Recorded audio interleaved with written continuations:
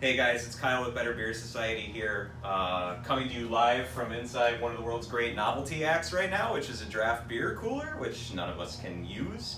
And we wanted to talk to you directly during this super unusual time for all of us about what you should be doing with this thing, because it's a super expensive profit center for your business, whether you're a bar or a restaurant or a tap room.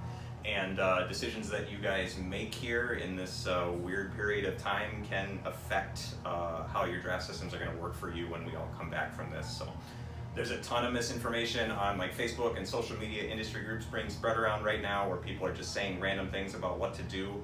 A lot of those things can be bad. The Brewers Association issued some guidance here recently about what to do with your draft system. The problem is not all of it may apply to you based on your situation, so we want to walk through a couple of options here really quickly about what you should be doing. The best thing you can do is to continue normal cleaning procedures, obviously.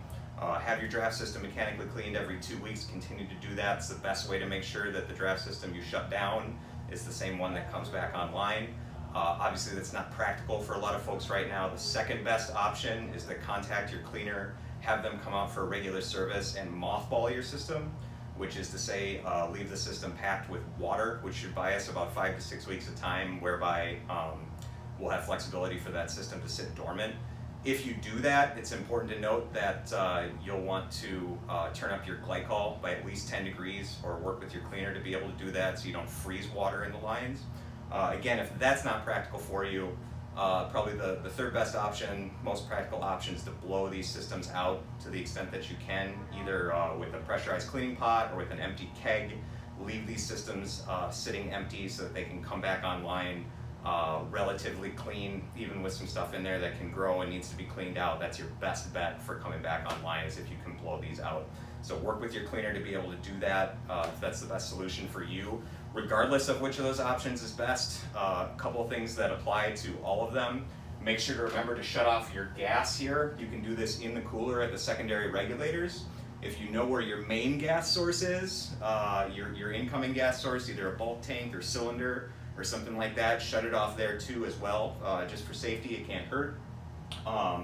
Take couplers off kegs. Make sure that these are off after they're cleared out, or packed with water, or packed with product or whatever, hanging off the wall. Or just make sure they're not touching the ground in any way, obviously, and make sure they're not attached to kegs. Don't turn off your glycol unit for any of these things. Whatever you don't turn it off, they will start to overflow after a while, which will cause you all kinds of problems to bring back online. And don't turn off your cooler either, because that's a guaranteed way to ruin whatever inventory you do have and to grow a bunch of mold in this space. And as a matter of fact, take the time to deep clean these coolers if you can, if you have time, if you have staff, if you have resources, do that.